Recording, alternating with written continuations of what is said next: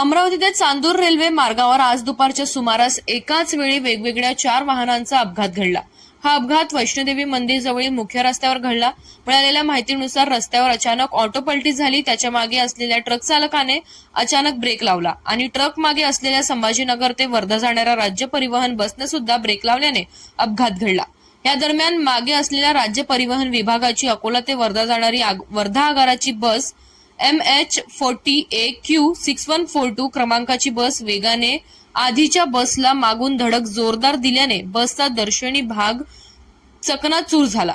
या बसमधील चालक वर्धा राहणारे विश्वास मानकर यांच्यासह मूर्तिजापूर रहिवाशी 35 वर्षीय मंगेश रामदेव ढोके, भातकुली राहणारे 45 वर्षीय संदीप गोपाल ढोके, तळेगाव दशासर राहणाऱ्या 62 वर्षीय शांता केशव नागरीकर सह चांदूर रेल्वे कळमगाव रहिवाशी 16 वर्षीय मुलगी तृप्ती सुबोध दुर्योधन हे प्रवासी जखमी झाले।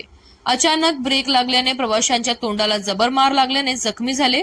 अचानक 4 वाहनांचा एकाच वेळी अपघात घडल्याने घटनास्थळी नागरिकांची गर्दी झाली होती। याचीच माहिती अमरावती मध्यवर्ती बस स्थानकाला मिळताच विभागाच्या अधिकाऱ्यांनी जिल्हा सामान्य रुग्णालयात धाव घेऊन माहिती घेण्यात आली।